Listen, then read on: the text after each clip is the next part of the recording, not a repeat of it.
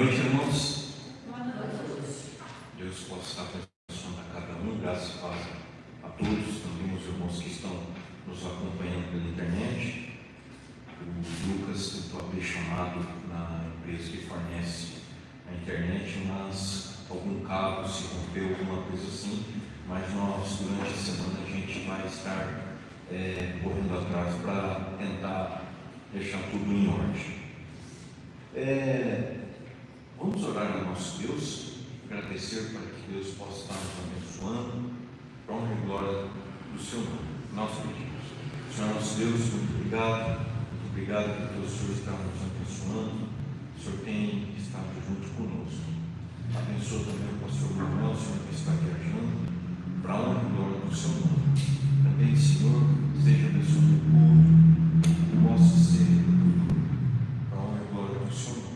Nós pedimos em nome de Jesus. Amém. Amém. Bom, o título da nossa pregação dessa noite é o tema Graça, Paz e Soberania, o alinhamento da alma. Então, a graça que transforma as vidas, né? Nosso Senhor Jesus Cristo é aquela paz que vai muito além do que podemos entender, que tira o refrigério, que coloca o refrigério na nossa alma, que libera o nosso espírito para glorificar a Deus. Então, vamos tentar essa noite, com a direção da palavra de Deus, buscar juntos o refrigério e a direção de uma alegria imensa para estarmos reunidos aqui na casa do Senhor. Então, a fonte inesgotável da nossa paz, que é a graça. No turbulhão da semana, com a vida correndo, na quarta-feira surge um ponto de escape, no caso, para recarregar o tanque. Ou seja, então no domingo a gente completa o tanque e chega na quarta-feira estamos com o meio tanque. Então nós viemos à igreja, nós chegamos até o culto de quarta-feira para orarmos, para agradecer a Deus pela semana, pelo início da semana e pela continuidade da semana, até domingo, para que nós possamos recarregar. Então a nossa verdadeira força e a paz genuína não nasce do nosso esforço ou das nossas conquistas, mas sim daquele em caixa alta, daquele que nos sustenta a cada instante. Então, meus queridos, a jornada cristã não começa com você precisa fazer isso, você precisa fazer aquilo, ou nós precisamos fazer alguma coisa. Mas a graça divina já foi feita por nós. Nossa redenção, nossa reconciliação com o Criador é uma obra grandiosa e completa, realizada por Jesus Cristo na cruz. Ou seja, Jesus morreu na cruz e com o seu sangue derramou e lavou os nossos pecados. E no terceiro dia ele ressuscitou, nos dando a glória, a graça de recebermos a vida eterna. Então, vamos abrir ali em Efésios capítulo 2, não sei se o Sérgio pode colocar ali para mim, Efésios 2, de 8 a 9.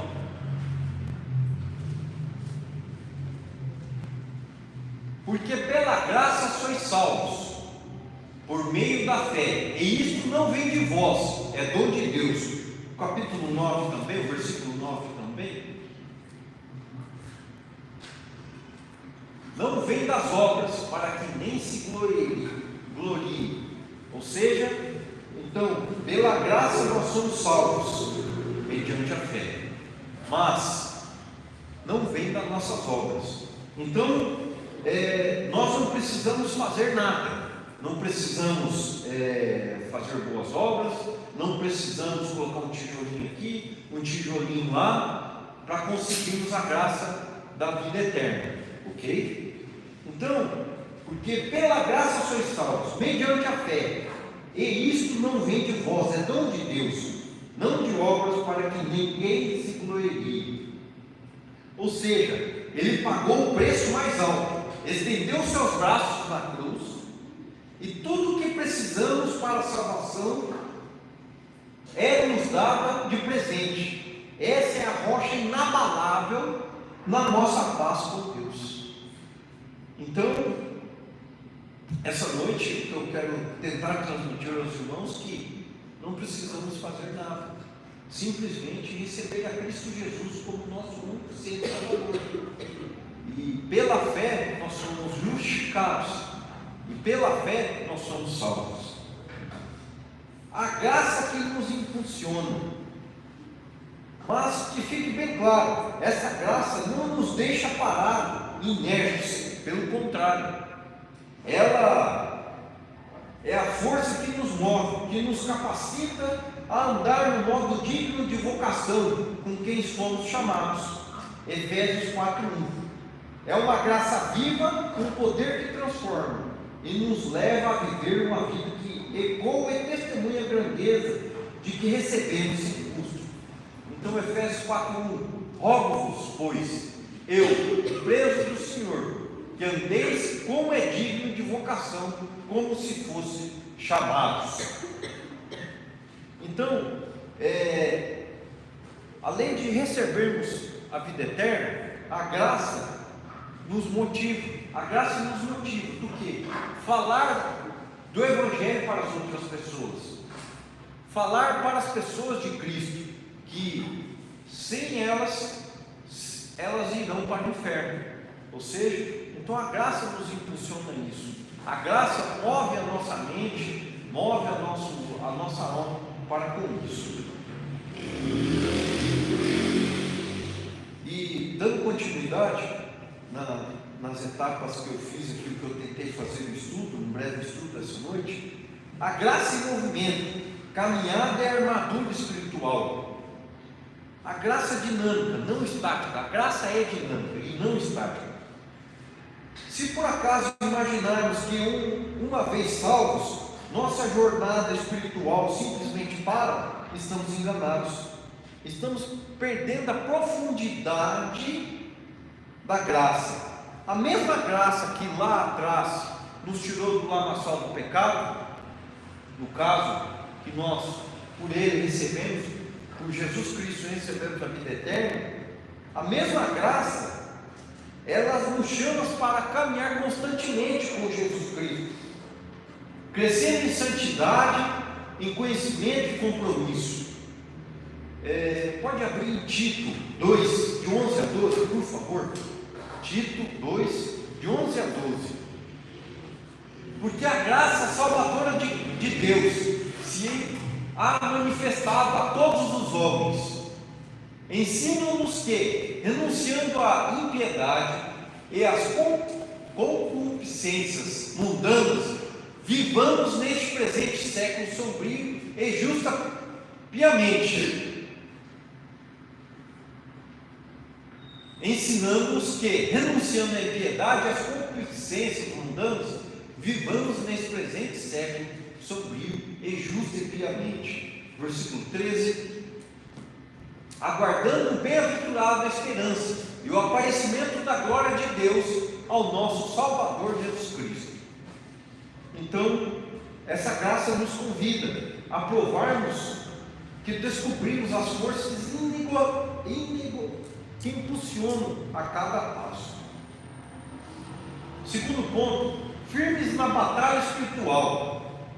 E neste caminhar, somos confrontados com uma realidade que não podemos negar. Nossa vida não é um piquenique. Nossa vida não é um mar de rosas, igual muitas pessoas pensam. Muitas pessoas pensam que você aceitar a Cristo Jesus, você receber Cristo Jesus como seu único Senhor e Salvador, vai ser um mar de rosas na sua vida. E não. Paulo nos alerta em Efésios 6,12, pode colocar lá? Efésios 6,12: porque não temos que lutar contra a carne e o sangue, mas sim contra os principados, contra as potestades, contra os príncipes das trevas deste século, contra os hostes espirituais da maldade nos lugares celestiais. Ou seja, a nossa vida não é simples. Cristo Jesus nos deu a vida eterna, deu a graça abundante, mas o Espírito vai receber a graça, receber a alegria. Por quê? Porque nós, pela graça em Cristo Jesus, nós temos a esperança do quê? Que viveremos eternamente com Ele. Então, a vida é fácil? Não é fácil.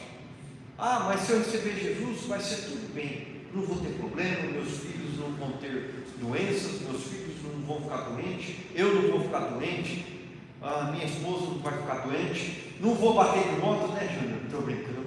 Mas pela graça, Jesus pode nos confortar. Pela graça, Jesus nos dá a segunda chance, não é verdade, Júnior? Jesus não te protegeu depois do acidente, não te confortou, a família não te ajudou. Então é isso que Jesus quer, que a gente dependa dele. Olhar para ele é nesse sentido, tá? Dando continuidade, a armadura, outro ponto que eu coloquei, a armadura divina e a conexão essencial. Mas, graças a Deus, não estamos desprotegidos. A sua infinita sabedoria, Ele nos deu uma armadura completa, o cinto da verdade, a couraça da justiça, o calçado do evangelho da paz, o escudo da fé, o capacete da salvação e a espada do Espírito, que é a palavra de Deus. E como uma sétima peça fundamental, que é o que eu vou querer entrar em mais detalhe com os irmãos, é o elo que ativa e sustenta toda essa armadura que temos. Eu não vou falar a palavra, mas além de termos aqui igual, olha lá, o calçado do evangelho, a couraça da justiça, o escudo da fé, o capacete da salvação e a espada do Espírito, que é a palavra de Deus, nós temos uma outra coisa que liga o elo entre o homem e Deus. Além não, Jesus Cristo, né? Liga. Mas nós temos a oração. Efésios 6,18. Pode colocar lá para nós, por favor, Sérgio? Efésios 6,18. Orando em todo tempo, com toda oração e súplica no Espírito, e vigiando nisto, com toda perseverança e súplica por todos os santos. 1 Tessalonicenses 5,17. 1 Tessalonicenses 5,17. Orai sem cessar. Ou seja, nesses dois versículos, orando em todo tempo e orai sem cessar. Ou seja, a oração é como a nossa respiração espiritual, a comunicação constante com o comandante da batalha, que é Jesus Cristo. Ou seja, através da oração, nós temos o que ativa e sustenta toda essa armadura que eu acabei de falar. Outro ponto, a oração que alinha, não altera a paz da soberania de Deus. Deus no controle absoluto. A pergunta que ecoa em muitos corações é: por que orar se Deus já sabe de tudo e tudo sob controle? Está tudo sob controle? Porque muitas vezes, o que nós fazemos da oração? Nós fazemos uma petição de solicitação. Eu vou lá, eu oro, não estou falando que não é para fazer isso, eu só estou dando um exemplo. Mas normalmente nós vamos lá e oramos e falamos assim: Senhor Deus, eu quero que o Senhor cure o Carlos. Senhor Deus, eu quero que o Senhor cure o Giovanni. Senhor Deus, eu quero que faça isso na minha vida. Senhor Deus, eu quero que me dê capacidade para comprar um piano. Sempre fazemos petições a Deus no sentido de solicitações. E muitas vezes nós ficamos esperando, igual um passarinho fica com a boca aberta, esperando a comida que a mãe traz. Ou seja, não é isso o sentido da oração. Lembre-se novamente, nós devemos fazer essa súplica a Deus devemos falar das nossas solicitações, mas a resposta está na majestade e soberania de Deus. Isaías 46, de 9 a 10. Pode colocar, por favor? Isaías de 46, de 9 a 10. Aí eu vou começar a responder. Lembrai-vos das coisas passadas desde a antiguidade, que eu sou Deus, e não há outro Deus diante de mim, não há outro Deus semelhante a mim. Próximo, versículo 10, que anunciou o fim desde o princípio e desde a antiguidade as coisas que ainda não sucederam, que digo, meu conselho será firme e farei toda a minha vontade. Antes de ainda explicar isso, Salmos 33, 11. Salmos 33, 11. O conselho do Senhor permanece para sempre, os intentos do seu coração de geração em geração. Mais um versículo também, Jeremias 1,5. Jeremias 1,5. Antes que te formasse no ventre, te conheci, e antes que saíssem da madre, te santifiquei, as nações te dei por profeta. Ou seja, Deus revela em todos esses versículos que Ele nos conhecia, Ele nos separou, e antes mesmo de nascermos, Ele já nos conhecia. Ou seja, Deus é onisciente, onipresente e onipotente. Absolutamente nada o pega de surpresa. Aí fica a pergunta de novo: então para que orar se Deus é soberano, se Deus sabe o presente, passado e futuro? Porque muitas pessoas perguntam isso. Então por que eu vou orar se Deus conhece tudo? Se Deus sabe quando eu vou nascer, quando eu vou morrer, o que eu vou pedir, o que eu não vou pedir, o que eu vou fazer amanhã? Deus é soberano. Mas qual o verdadeiro então propósito da oração? A oração não é um meio para tentarmos mudar a vontade de Deus. Muitas vezes nós oramos falando: Deus, eu quero que faça isso, eu quero que aquela pessoa mude aquela pessoa, Senhor, mude aquela pessoa. Nós impomos a nossa vontade na oração. Ou seja, pelo contrário, a oração serve para nos alinhar com a vontade de Deus. A oração nos conforma aos propósitos de Deus e nos transforma no processo. A oração é um instrumento vital que reflete a nossa dependência humana e a nossa submissão soberana à vontade de Deus. Ela não altera a vontade de Deus, mas transforma quem ora, aprofundando a relação com o Criador e moldando o caráter. Ou seja, a partir do momento que eu tenho uma ligação com Deus espiritual, lendo a Bíblia todos os dias, que é a palavra de Deus, e orando, falando a vontade de Deus, eu começo a abrir o meu coração para que Deus me transforme. Não eu querendo, porque muitas pessoas fazem oração. Eu estou falando de mim também. É fácil, né? Eu falar aqui, mas eu falo de mim mesmo. Às vezes eu faço uma oração, eu não sei se a palavra é correta, mas é uma oração precatória, né? Mas uma oração mandando: Deus, faça isso por mim. Às vezes eu faço isso inconscientemente, mas eu tenho que aprender, com esse estudo eu tenho aprendido que eu tenho que orar, pedindo a Deus para que Deus me dê a vontade dele e não a minha vontade. Às vezes nós não entendemos, às vezes é difícil, porque nós oramos, antigamente, só os mais antigos vão saber disso, mas, por exemplo, eu e o Sérgio sabem disso, né, Sérgio? Nós fazemos a nossa oração e parece que nós caímos na secretária eletrônica de Deus. Ou seja, hoje com os celulares, né? Quando um celular não está ativo ou está longe de uma torre, ele cai na caixa postal. Ou seja, é como se nós estivéssemos orando, ligando para o celular de Jesus Cristo e tivesse caído na caixa postal. Ou seja, estaria fora de área o celular, né? Uma hipótese aqui para para entender. É como se fosse isso. Nós pedimos e Deus não responde às nossas orações, como se fosse na caixa postal. Ou seja, nós devemos ter essa relação com o Criador e esperar em Cristo.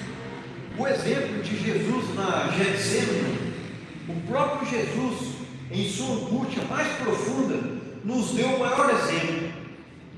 Em oração ele fala, Lucas 22, 42, pode colocar, Sérgio, por favor? Dizendo: Pai, se queres, passa de mim esse cálice, todavia não se faça a minha vontade, mas tua. Ou seja, o próprio Jesus Cristo, o Filho de Deus. Quer alguém mais importante que isso? Quer alguém mais importante que isso?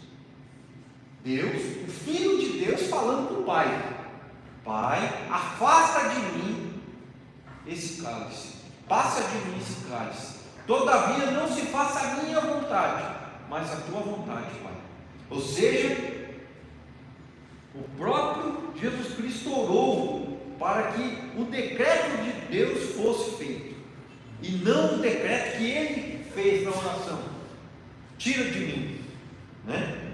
Então, que nós possamos, mesmo que isso significasse a maior dor, a separação do Pai,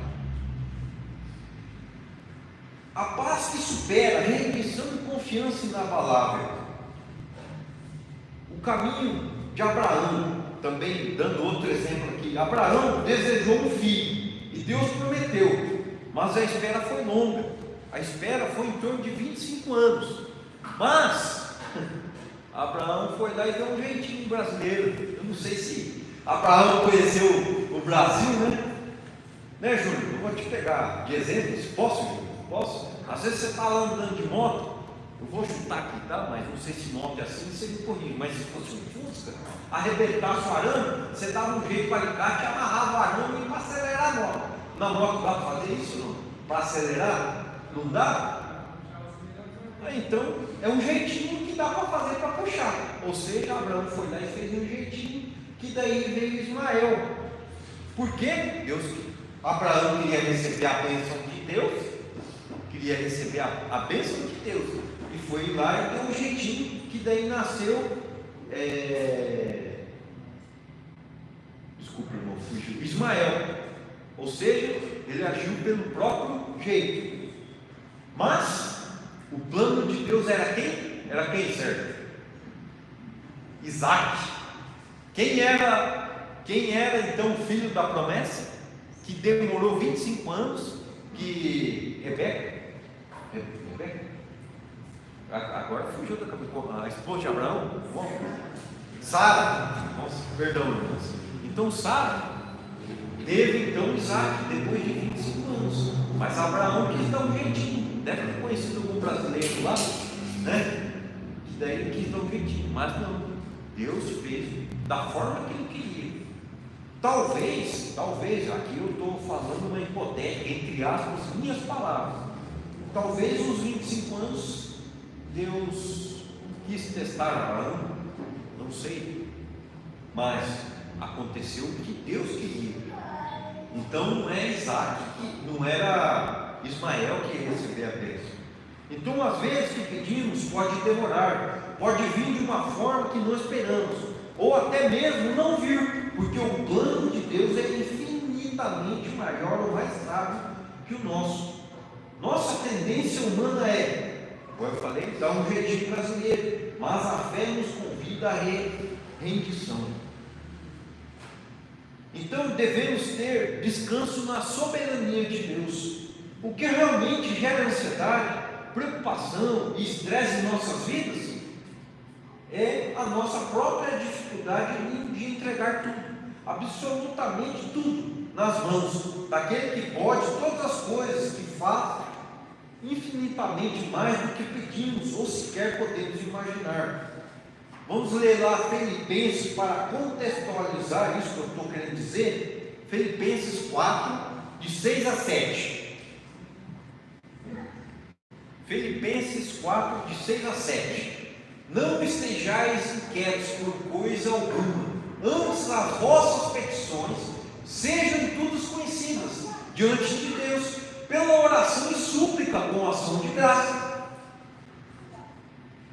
E a paz de Deus, que excede todo o entendimento, guardará os vossos corações e os vossos pensamentos em Cristo Jesus.